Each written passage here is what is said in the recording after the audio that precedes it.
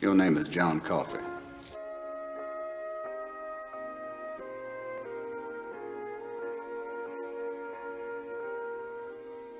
Greetings, you are now listening to Coffee Talk, and this is John Kafi. Here at Coffee Talk, we do this for the culture with new episodes every Saturday at 3 p.m. Eastern. You can check us out online at www.coffee-talk.com. That is KAFI-TALK.com. Be sure to follow me on Instagram at John_Coffee_. Follow me on Twitter at John_Coffee. Be sure to like that Facebook page at facebook.com/CoffeeTalkPod. You can subscribe to us on YouTube at Coffee Talk, hosted by John Kafi, and we're also available on Spotify. Once again, that is KAFI. All right, greetings. Welcome to the second episode of Coffee Talk. This is your host, John Kafi. Before we get to our special featured guest, which is Spearman, all the way from New Zealand, we're going to tap into some news, as we did last episode. There's a bit of a culture clash going on, kind of like aligning one group against another within the culture of hip-hop, I guess you could say. The Latino influence of hip-hop is coming into question, and there's an article here from XXL. It says Fat Joe receives backlash for saying blacks and Latinos are half and half in the creation of hip-hop. Fat Joe is getting major backlash for saying blacks and Latinos are half and half when it comes to the creation of hip-hop culture.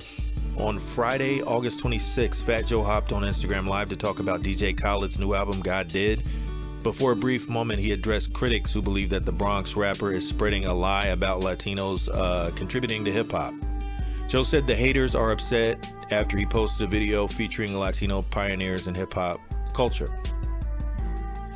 Lately, they've been talking about Latinos in rap. These guys are fucking delusional. The veteran rhymer said in the 52-minute mark in the video below, has a video here, it says, "We're from the Bronx, New York, shit happens. When hip-hop started, it was half and half."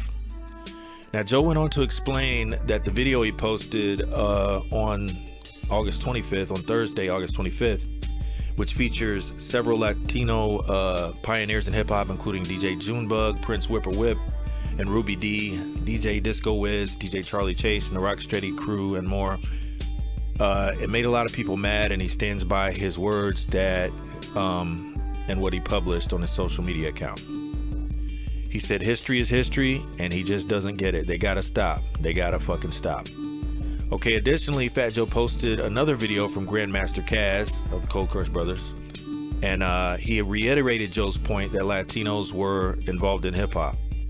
Now, Fat Joe's remarks have generated backlash of comments from people on social media who believe that foundational black Americans, also known as FBA, were the sole creators of hip-hop and Latinos were never involved in the culture. Now, here's a tweet. It says, if every single element of hip-hop culture was created by foundational black Americans and one or two Latinos just happened to wander off into a hip-hop party in the 70s, how does that equate to blacks and Latinos being half and half in the creation of hip-hop? That's from Tariq Nasheed. The math isn't mathing, he said. There's another tweet. It says, I'm a 53-year-old woman from Jamaica, Queens, New York, raised as a church girl, and even I know that hip-hop was birthed by young black men in the Bronx. And Tashina Arnold, the actress from the TV show Martin, said, rap was how the different boroughs of New York communicated with each other. Stop hijacking black culture. Now, I'm a student of the hip-hop culture, so I have a take on it, and here's my take on it. Hip-hop culture is a global phenomenon which has historical origins that have long been observed as having taken place in the Bronx borough of New York City. NYC's population for decades has been a blend of many different cultures and races: Haitian, Italian, Dominican, Jewish, Jamaican, Puerto Rican, etc. A lot of these cultures that make up the diverse tapestry of the populace happen to come from places like the Caribbean. Now, growing up as a student of the hip-hop culture, I was well aware early on of the presence of some of these cultures within hip-hop. The Bridge Is Over by Boogie Down Productions featured KRS-One calling back to his roots with some Jamaican dancehall style toasting. Others that share his Jamaican lineage were also instrumental in the founding and evolution of hip-hop culture, such as the man that many recognize as the father of hip-hop, DJ Kool Herc, and an MC that many consider one of the GOATs, Biggie Smalls, aka the Notorious B.I.G. Now, Latin culture has also been an important piece of that NYC puzzle since hip-hop's inception.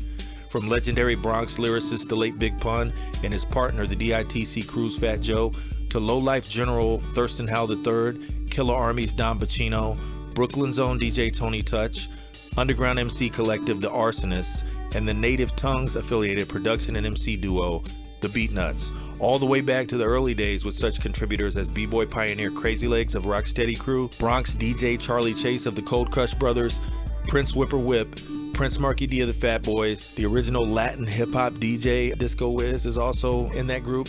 In terms of black history, the struggle for civil rights also has a strong link to the Caribbean, with Malcolm X having roots in Grenada and Marcus Garvey being born in Jamaica.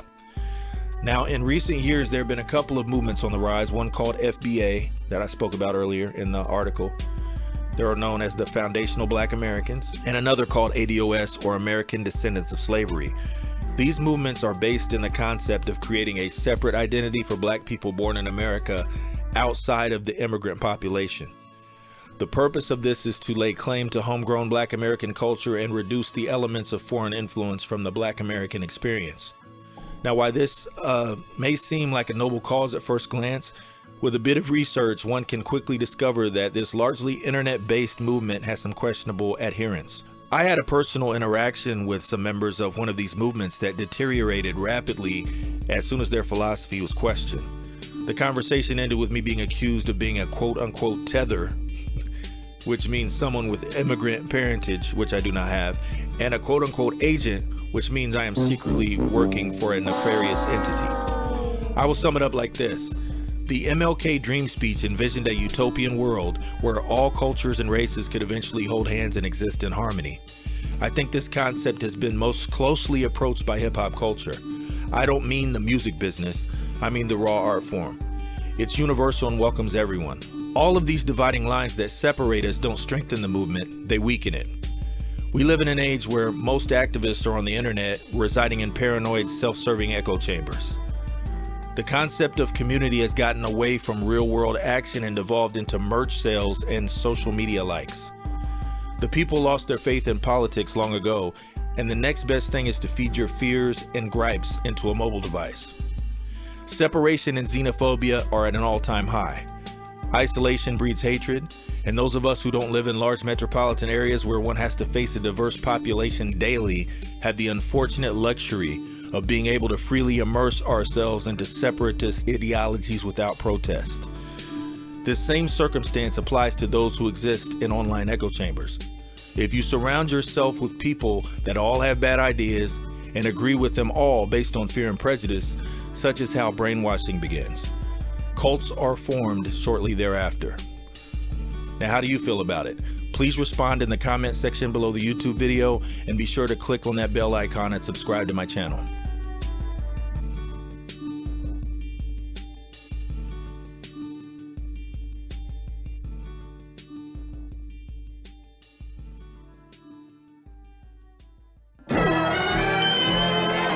Okay, for the Coffee's Crates segment of episode number 2, we have a few selections that we're going to present to you guys to check out.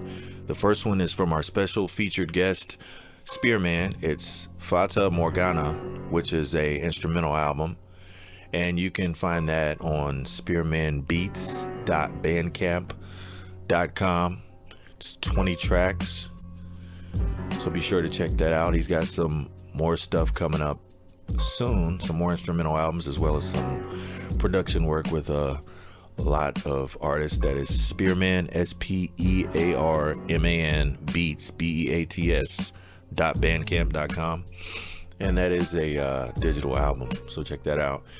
Also on the list we have Black Vladimir, which is a collaborative effort between Mayhem Loren, Low Life affiliate Mayhem Loren, close associate of Action Bronson, Sean Price, Thurston Howell III, former member of DJ J Love's Outdoorsman crew, and this album is totally produced by a Griselda producer by the name of Derringer. He's like the main producer of the Griselda squad. And you know, I like albums that are all produced by one producer. Those tend to have a nice vibe to them. Last episode we mentioned Rock Marciano's The Elephant Man's Bones, completely produced by The Alchemist. So this is the same in that it has one producer, so you're gonna get that consistent feeling from the music. It does have some guest features by Conway the Machine from Griselda, Westside Gun from the Griselda, also El Camino, who is a Griselda affiliate, and Flea Lord and Hologram. I believe Hologram is Mayhem Loren's brother. Flea Lord's from upstate New York, I think Rochester. And he's got his own crew called Lord Mob. He's been putting in work and putting out a lot of releases over the last few years. And also, last on the list is Rico James, The Language of Spirits. He's a Vermont hip-hop producer, and this album has some really dope tracks on it and great production. And it features Copyright, formerly of Megahertz, out of Columbus, Ohio, and Impulse, a longtime Man Bites Dog Records affiliate. This album is actually on Man Bites Dog Records, based in Virginia. And also Blacklick and Mopes of Strange Famous Records. And another Man Bites Dog artist, Uncommon NASA. I myself, under the name Merkaba, I'm also spitting on this, on a song called Two for Flinching. So be sure to check that out. And you can find that at manbitesdogrex.bandcamp.com. That's manbitesdogrecs.bandcamp.com. Now that's it for this episode. Be sure to tune in, and we're going to keep throwing these musical selections at you to kind of, you know, give you some a little bit more insight into the underground sound that I really enjoy.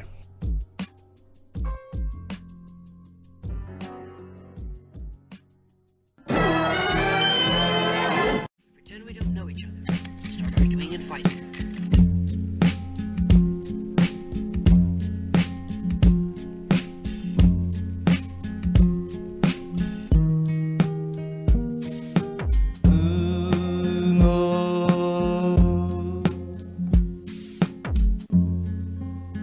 I thought we planned to kill him first, then go for their masters.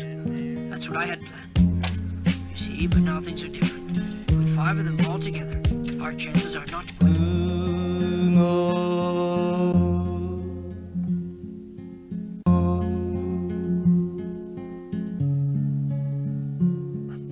And our special featured guest for this episode is a hip-hop producer from New Zealand. He's worked with many artists, and he's also worked on the Bedlam Brethren album, Black Feather Messengers. He was the main man behind the boards. He produced every single track on it. If you listen to our last episode, you can check out the interview with Udi of Bedlam Brethren. That's the other guy that's in the group. There's 3 of us, Spearman, myself, and Udi.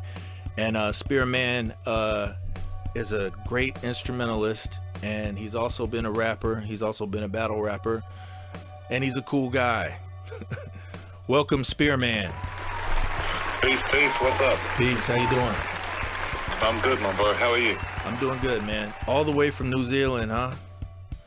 All the way here, man. All the way. Ages away. Clear on the other side of the world, almost. Yeah, it's tomorrow over here. Oh yeah, already. We're futuristic on the pod, man. Futuristic. So, man, could you tell us a little more about that snippet that we just played? Okay, so that snippet is off my latest physical release called Canton Groundsman. It was put out by Vintage Vinyl HK, Vintage Vinyl Hong Kong, by a man called Nick Langford. He's now a label that does a lot of lathe cuts and cassettes. So he reached out to me, got it all distributed and manufactured out of Finland at Royal Mint, and it's basically just 6 minutes of a Marshall sort of beat tape, as such. So yeah. Nice. And how many instrumental albums have you done in your life? I got 10 on 10 digital and 9 cassettes, with 6 cassette only. So I would say it's a good 20 floating around the globe. Nice. What's the most recent one? The most recent one is Fata Morgana. You can find that on my Bandcamp, and that is more of a mysterious sort of sound, more reminiscent to the Bedlam Brethren production. I sort of stepped away from the kung fu samples and things, and sort of brought a more sort of dark soundscape to the plate. But it's one of my favorites. And that's going to be up on Spotify, I think, in another 7 days. So nice. We'll be sure to look for that and check it out. I did want to ask you, like, what started your interest in being a producer or a beat maker for hip hop? Okay, so I started all my early years and even early high school years as a guitarist. So I used to be in a lot of bands back then, and my father's a musician. You know, he's been doing music since the 60s, been in a lot of famous bands, so music production was always there. That's always what I did. What I found with transitioning into the hip-hop is I would on the guitar I would play songs, but I wouldn't play the full songs. I'd just play my favorite parts of the song that sound good, and I would sort of loop them up and go on for 2-3 minutes, you know, on the guitar with that. So when I started really getting into hip-hop, when I was sort of 15, 16, and focusing on the beats, I heard, you know, the loops in the background really intrigued me. And I was like, man, you know, I could do this. You know, this is exactly what I want to do. I want to take the greatest moments of the best songs, you know, and put them into an arrangement, you know, that can be listened to by future generations, but can also be elaborate and improvised on. And so that came about me getting a couple of programs, a couple of looping programs, and just going from there, basically. So your father was a musician growing up, and what band did he play in, or what bands did he play in that you can remember? Okay, so he started in his main band when he was a teenager was the Dizzy Limit, and that was in Miramar and Wellington. That was sort of the big place in the 60s of New Zealand psychedelic rock.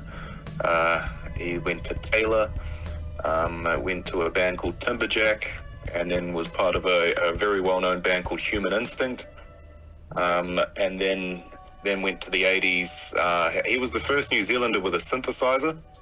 I shit you not. He used to actually get called up by people like Ray Columbus, you know, when the orchestra couldn't turn up or something, you know, and they'd be like, hey, you know, you got a synthesizer, do you reckon you can do this?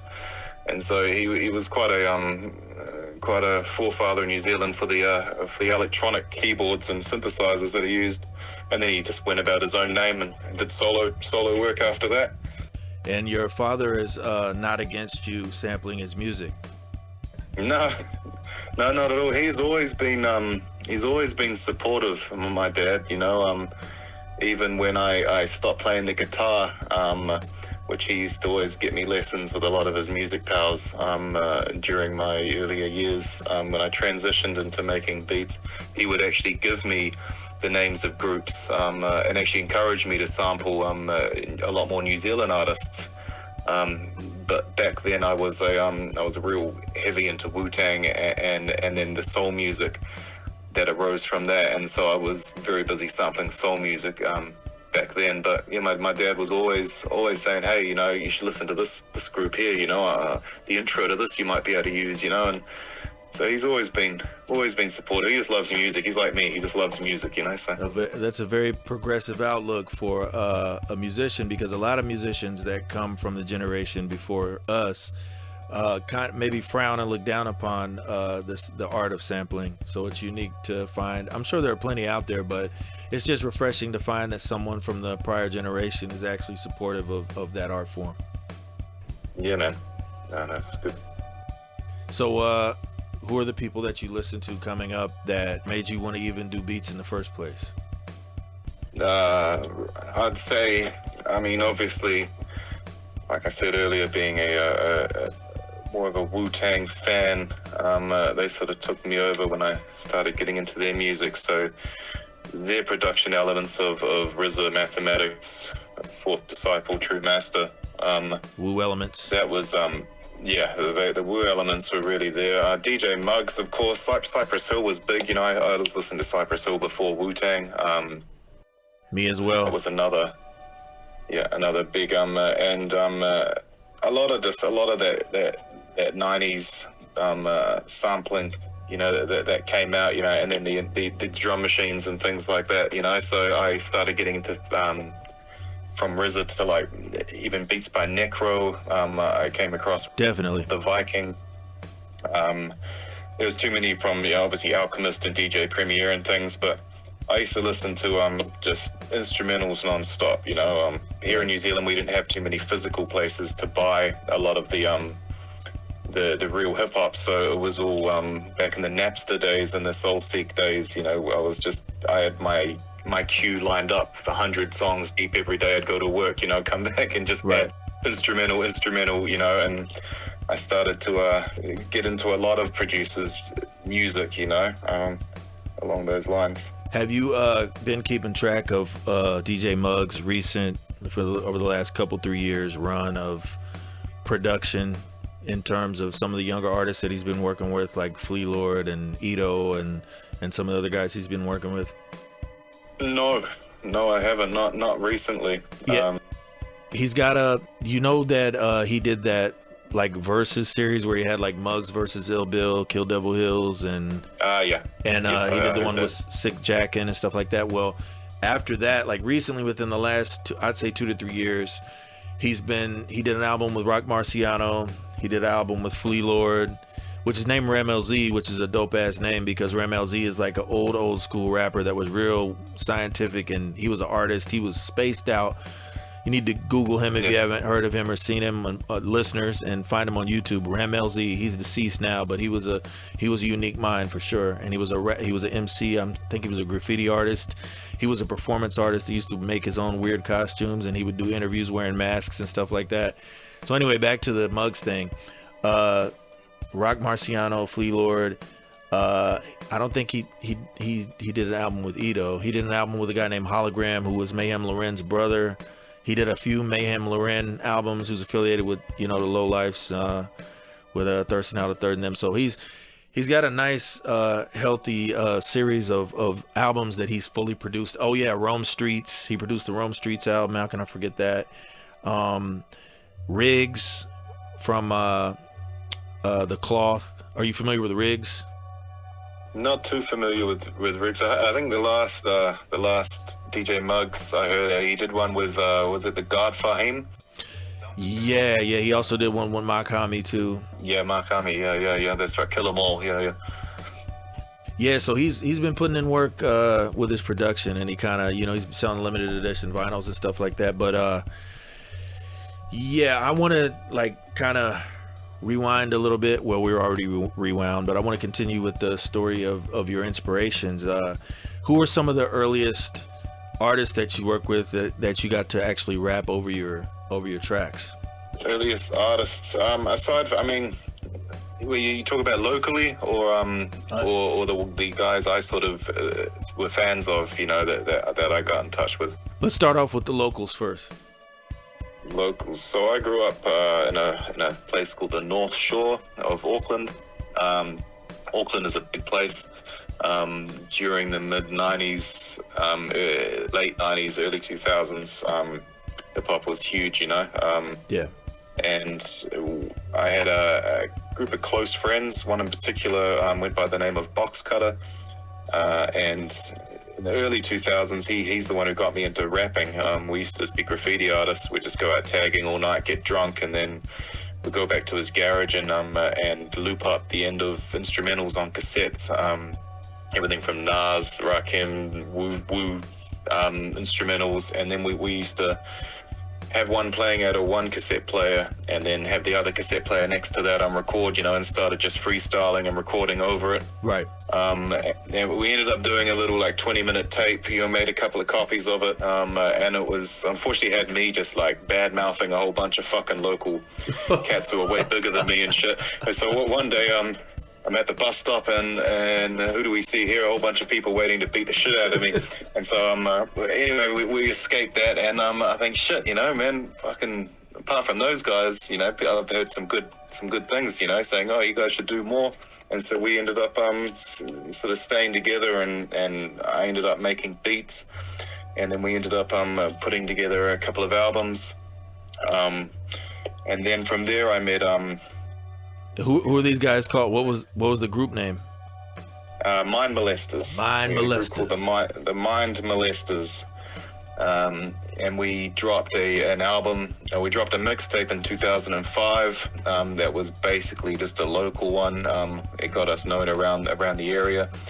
And then in 2008, we recorded a full-length LP called Mind Molestation, which we used a professional recording studio in Auckland, and put that one out. And so that was they were like, I was quite loyal to who I made music with and hung out with, you know. There was so many people making music, wanting to meet up and do tracks, but I was quite sort of tunnel visioned with the Mind Molesters. I was like, no, you know, let's just stay together and try not to broaden out too far, you know, because we'll probably lose track of where each other are, you know, and I think we can do this together. So how long did that team last, and when did you guys kind of part ways? We were together right through until Box got to move to Australia around 2012, 2013, and I moved further down the country. And we still tried to make tracks together, but children and work and stuff and being so far apart, I'd say it sort of dissolved in the 2013, 2012 sort of time, you know. So, but I mean, yeah, right through when we were kids, so a good 10 to 15 years, you know, we were building. That's right around the time together. That's right around the time you started working on the Bedlam project, right? About 2012. That's right. Yeah, 2012 was when we started. I think you did that track. We did that track together before Bedlam. The Radiohead sample. Yeah. Kill Me Again. Was all. Yeah. Kill Me Again. Yeah. Kill Me Again, that's the one, yeah, so they were around that time. But we were still building then. We had another album, which we never got to finish, where we brought a couple of other members into the group and created an album called Population Control. And we did about 7 tracks. But yeah, we never got to finish that one, so those tracks are still in the vaults. Yeah, you were actually affiliated at one point in time with the Lost Children of Babylon and Rasul. How did that come about? Correct. So back 2006, 2007, I spent a lot of time online building with cats, people like White Lotus and Seraph God. Shout out White Lotus. Yeah, shout out White Lotus, no doubt. Yeah, and his man's Seraph God. So I did a couple of tracks for Seraph God's album, and also Purpose from Tragic Allies. He wanted use one of the beats for for his Soul Purpose mixtape. And it was around that time I got a message from, you know, Rasul saying, hey, you know, heard one of your tracks, you know, and I said, man, I'm a big fan of LCOB, you know, I listen to a lot of your shit. And he said, hey, would you like to represent it in New Zealand? And I was like, you know, no doubt, definitely. So, and so that sort of came about, you know. We used to keep in touch. We never really made any official tracks released together, but I would say with the affiliation was there and stuff. He was just, I think, very busy at the time, and I had other things going on, but yeah, no, it was there. Catching the ear of someone that you have looked up to and listened to is good when you get a cosign. Just the actual permission to use their name sometimes goes a long way. Oh yeah, man. You know, it's a good feeling, you know. I was just like, wow, you know, this cat's reaching out to me in New Zealand, you know. He might not even know where New Zealand is. A lot of people don't, you know. Just so I thought, yeah, I was quite humbled with that. I was like, fuck, that's cool.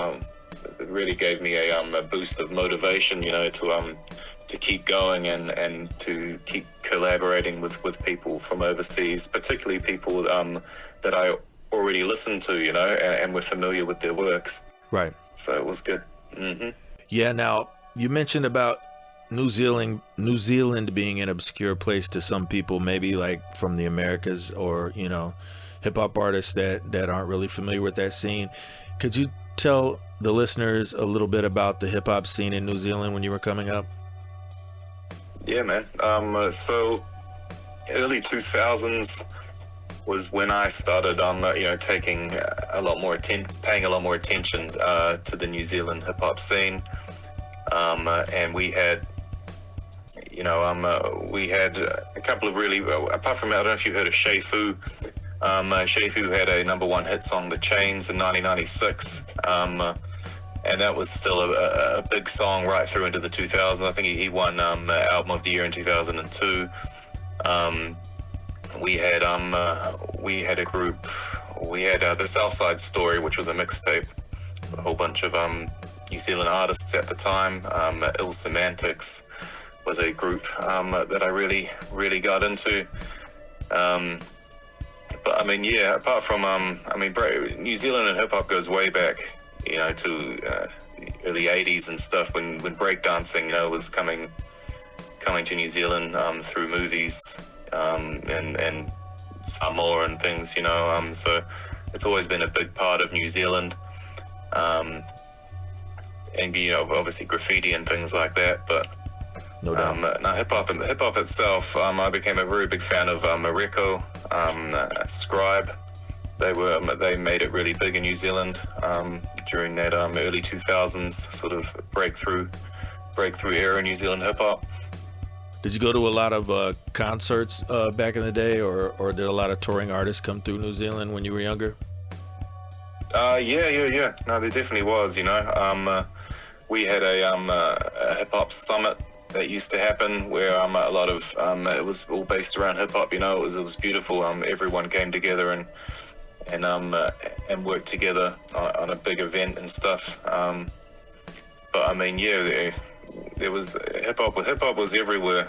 But like every other genre, it was everywhere too. Right. Music's just very big in New Zealand. Always has been. And yeah, early 2000s was really when it started to come out quite significantly. I'd say late 90s, early 2000s when it really started making a bit more radio play. Whereas earlier than that, you were more sort of underground getting hold of hip hop. You wouldn't really hear much on the radio as you would later on. You know a friend of mine that I worked with down there, Kunoichi. Oh, okay. Oh, yes. We did this song Climate Change. Do you know her actually in person, like as face to face, or? I think I've met her at an event before, and I think we've talked briefly, back when we did the Black Feather Messengers sort of time, but I don't know her that well. Now, how strangely coincidental was that? I mean, I don't know. I met for some reason I met several people from New Zealand. That seems like an obscure place for me to be meeting people. It's crazy how that works, though. Yeah. But you were also involved in a rap battle league down there briefly. Could you tell us just a little bit about that, how they got started and what kind of turnouts you guys had? Yeah, so when was it? Would have been near the end of 2010. We were the Mind Molesters, myself and Box Cutter, and a good friend back then called Devastator. We're sort of putting together music, and we used to rap battle a lot on radio stations.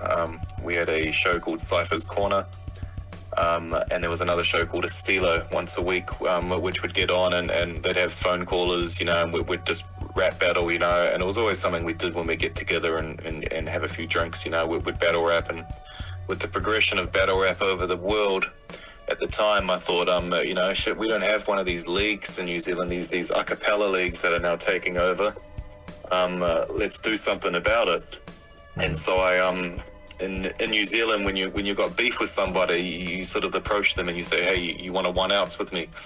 Let's go have a 1 ounce outside, And so the name 1 ounce is what I put as the name of the battle league, and we put together a first event in my friend's Box Cutter's backyard, which was a big park, Marlborough Park, and we did our first event in December 2010. Devastator filmed it, you know, put all the footage together. We put it up, not expecting much. We sort of did it to, we put all our names and our music all over it, just sort of try and advertise our newer tracks that we were doing. So we were going to put together another album. And then it just got a lot of popularity. A lot of people were messaging me wanting to join. A lot of people were wanting to you know, sort of interview us and see where we're looking at going from there.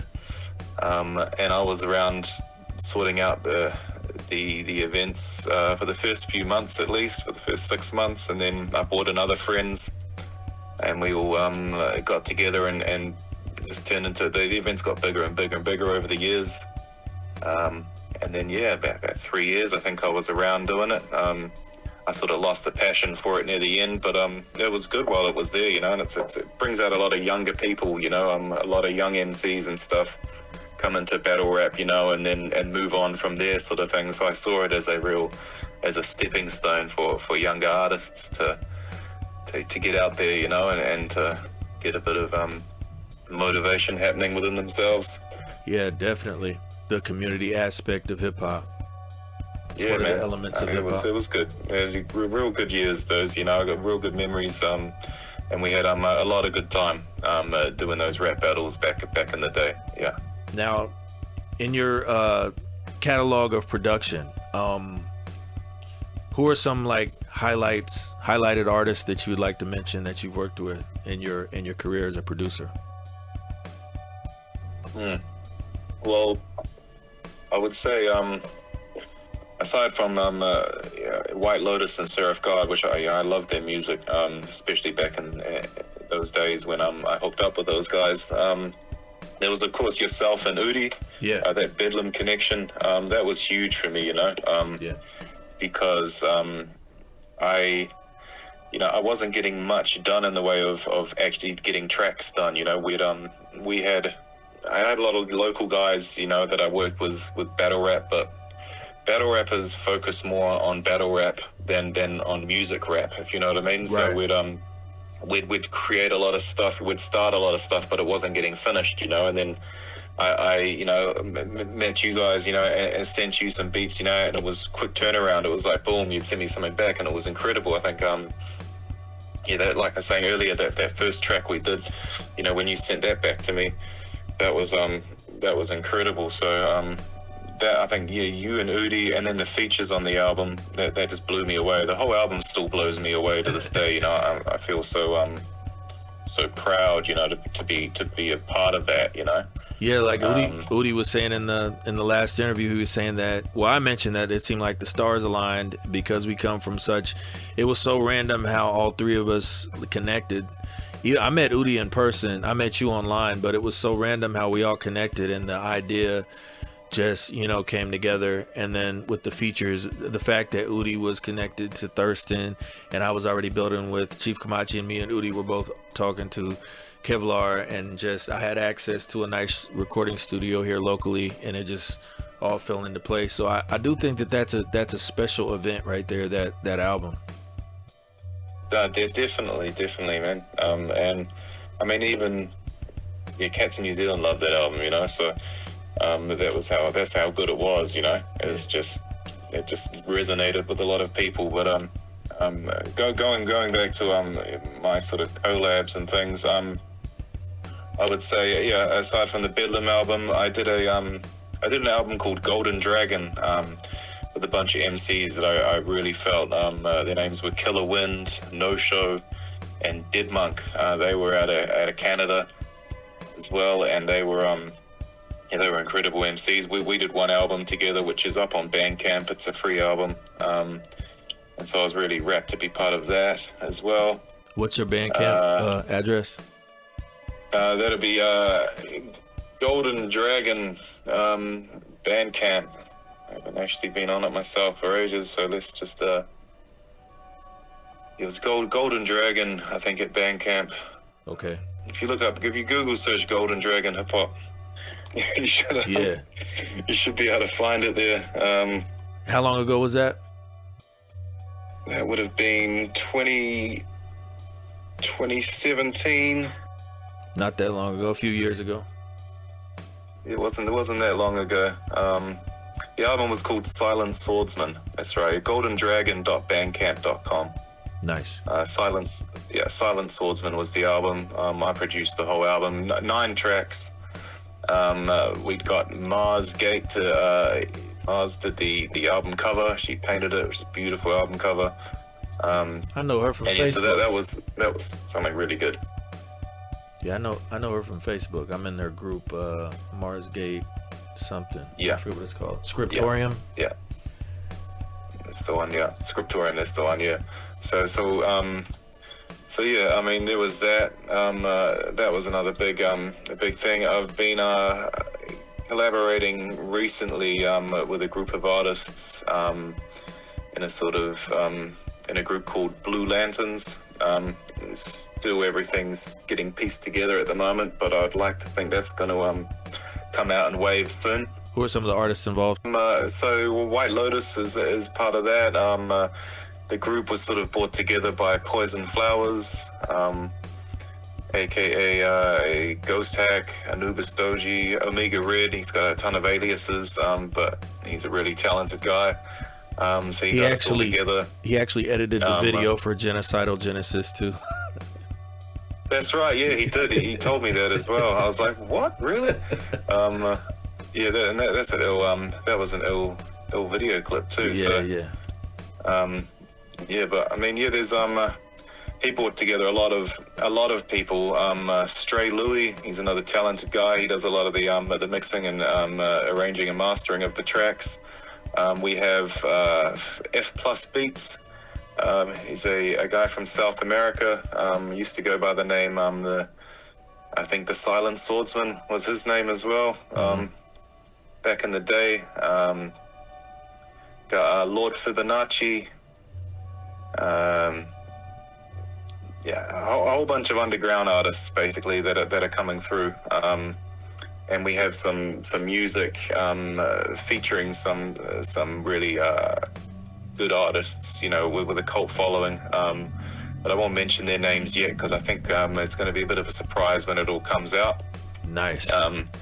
But the tracks have been started, you know, and things are starting to move. So we'll see what happens from there. Yeah, keep your eyes peeled for that one, Blue Lanternz.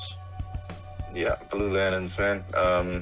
And I mean, yeah, apart from the hip hop, the vocal tracks, I focus on instrumentals and beat tapes. You know, and I've met a lot of good people. I've done the tapes through Tree Demon Tapes in Greece, by through a producer 542 and a good friend Stavros. They put together Tree Demon Tapes, and they've released a lot of tapes, including tapes from Poison Flowers, Lord Beat Jitsu. You know, a lot of guys out there, Clinging Swords, Chief Bob, a lot of ill beat makers, and we also had a connection with Icy Palms in Chicago. I did a psychedelic soul beat tape with Patrick there at Icy Palms a couple of years ago, and that sold really fast too. So that got a lot of good feedback on that. So. The beat tapes has been where I've been at for a long time, just because I like working away on things in my own time, right?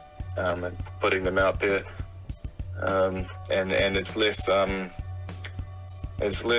what do you call it? You know, when you got to wait for people to send you work and stuff. But collabing is, I miss doing it in person. You know, right. Doing it online is quite a slow burning process because personal lives and stuff like that can be quite busy, you know, and so you might be feeling something one month, be motivated to send it through, you know, have shit going, and then 3 months later, you know, getting back a track or something, and you've sort of lost the motivation. Yeah, it's a slow process. You know what I miss about making stuff back in the day? Here's my old man rant. We used to just. I did some stuff in this basement studio near the college here in town, and it was we called it the Catacombs, and I was building with somebody named Lord Chamberlain and Braille Brazen, who actually did a song on the Medicine Music compilation. And it was just the idea of everybody collectively just listening to beats and coming up with concepts and having notepads out and writing, and just the whole creative process. It's so organic, and it's more energized when you have those people around you and you can just bounce ideas off your head. It often doesn't work the same when it's like you're emailing and sending, and it's just a different energy, and it's more cold and lonely. Yeah. It's a cold, lonely creative process. But I mean, I think that organic element, like I would love to have like a writer's lounge. I was talking to a professor of poetry the couple weeks ago, a friend of mine connected me with, because she's trying to make the connection between the complexity of rap lyrics versus some of the collegiate aspects of poetry, right? As far as all the details, and seeing a lot of rappers are really adept at doing things that they don't even know what they're doing with their words. You know, there's a name for a lot of these things that they're doing, but because they don't have maybe that educational level to tell them, okay, you're doing this type of thing. I think if there's a bridge made between that, it would garner more respect for rap artists. But absolutely, yeah, one thing I was thinking or talking about with her is that, you know, it's just it's a very unique creative process to come up with lyrics, and sometimes the inspiration, it's just more organic when you have people to build with. So it would be great to have. She was telling me about writers' houses, about how basically there are collectives of people that write poetry and set up poetry events and stuff like that. And I think if there were collectives of like collectives of poets, that rappers basically, that would meet not to perform and not to, you know, sell their music or to even record, but to just sit and come up with concepts, you know, and bounce ideas off each other's heads, like a guild of poets,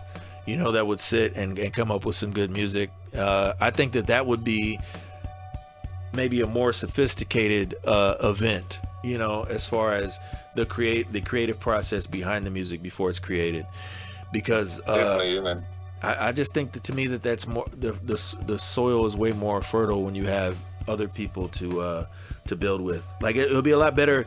Like you and I, we work greatly. We're on two different sides of the world, but I think if we were in a, like, say we got signed to a record deal and we had a budget and they're like, here's a room, I'm sure we would come up with some amazing stuff. But we were sitting in a room for like 4 hours, and you were just making beats and I was just writing, you know, it would just be a different type of energy. Yeah, no doubt. You start to vibe and connect more. Right. I think, being physically in the same space. No doubt. So, what do you have on the plate for the future with your production, other than the Blue Lanternz, as far as your beats? All right. So, apart from, I got a few instrumental projects coming up. I've made about 3 tapes. I'm just actually looking at the moment as to where to release one of the tapes. I got another martial art beat tape, which I'm really excited about. It took me a long time to make. It's more of it's 60 minutes of non-stop music, as opposed to having, you know, different beats. Nice. And different tracks. You know, it's sort of more of a flowing soundscape. I sort of liken it to a movie soundtrack or an original score. Yes. So they got that coming out soon. I'm just working out how to release it. But I've got a group that I'm working with right now. 3 of us. We go by the name the Sha Gang. And that's myself, Golden Swords, and a man called Iron Robe, who's also known as DJ Scientific Allah. He's out of Connecticut, and Golden Swords is New Jersey, I believe. Myself and Golden Swords have done a lot of music in the past together. He also went by the name Shaolin Disciple. So we've got a 7-track EP we're putting together, and it's really reignited the motivation, you know, that I had, sort of reminiscent of the Bedlam Brethren album when we were doing that. You know, these tracks that I'm getting back are incredible. And so I'm putting a lot of effort into this at the moment, and we're gonna get something out by the end of the year, and hopefully look for some features on the album too, maybe 2 or 3 features, and go from there. But Sha Gang is gonna be where it's at, and yeah, I'd say that's the new movement, huh? Yeah, that's the new one at the moment. And then with people, even DJ Scientific Allah, I did a track or 2 with him back in 2013. And I think he's just recently released an album, releasing an album, and that track is actually featured on that. So it's been a long process for him, but everything he touches is great. And it was really good to reconnect with him. And he's going under the name Iron Robe. It's reminiscent of the martial art flick Kid with the Golden Arm. Yeah, and the group of the arch villains as such, and that were called the Sha Gang. And so yeah, we've taken that. I've got samples from the movie, of course. Creating more of an experience for someone listening. It really sort of draws you into it. It gives you that vibe of being there, you know, running through a forest with people attacking you and stuff, and knowing which path to take or who to trust. You know, it's along those lines. So yeah, it's good. It should have some good imagery behind it and some good lyrics, and of course the beats will be banging. No doubt, like an audio movie, huh? Yeah, man. Yeah, that's it, man. I mean, and that's in the future. That's where I'd love to be able to do a score for a film or something. You know. Nice. Yeah. I've recently actually just bought another guitar. I managed to pick up a Les Paul, which I'm really happy about. And so I've been getting back into combining the hip hop, the break beats and stuff with samples and with instruments now. And we're gonna see where that takes me. Great. We might have to work on something in the near future. Scientific Allah was affiliated with Protect Your Neck Records, right? Yeah, he was. Yeah, I think the whole Wu-Tang management back a few years ago. Yeah, I used to see a lot of posts and a lot of shows he was a part of back then. So yeah, a lot of people will recognize his name. He's a DJ as well, right? He's a DJ. Yeah. He's a talented MC as well. Talented MC, and I think his sound will really resonate with the old school listeners as well. Being that not saying we're all old, but being that we're older than the young people. You know what I mean? Older than the young people. It's a nice way to put it, isn't it? Older than the young people. That's gonna be my my new group name. The crew of MCs called Older Than the Young People MCs. Yeah. Old but not too old. But I'd say, generally people around there, you know, in their 40s, you know, and stuff. We were lucky enough to be born when we were, so we still got the best out of obviously 80s and 90s. I feel sorry for the younger people these days. I say the era is not the same, and shots fired. Anybody about that. Shots fired. It is. Yeah. So I might have to get Scientific on here for an interview as well. Yeah, man, definitely. He'll be down as well, and he'll definitely be able to elaborate on the Sha movement that we're doing, and he has a whole history as well. So yeah, that'll be a good idea. That's what's up. I'll definitely look into that. I'll reach out to him. No doubt. Well, is there anything you want to add for our listeners about Spearman or hip hop in general as a final statement? Man, I'd say if you're gonna make music, do it for yourself. You know, if you make music that you're proud of, make a beat, write a rap that you're proud of, and someone says, you know, and you like it, but someone else says, no, that's whack, then there's definitely something to keep. Because it means it's good. I'd say that, you know, you believe in yourself. I'd say that's my best advice moving forward. If you like something and someone else doesn't like it, that means it's fucking good.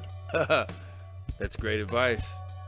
And stay with it. Yeah. Stay with it, man. I mean, shit, it's been 20 years for me now, making beats, and I still love it just as much as I did 20 years ago, you know, so.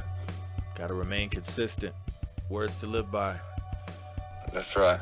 Well, thanks for coming through, brother. Thanks for having me, man. No problem. Everybody give it up. Spearman. Peace. Peace.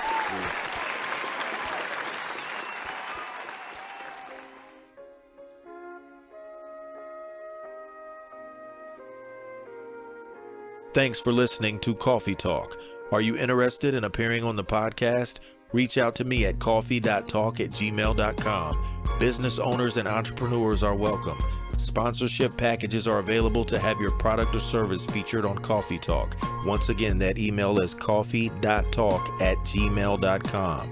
That's KAFI.talk@gmail.com.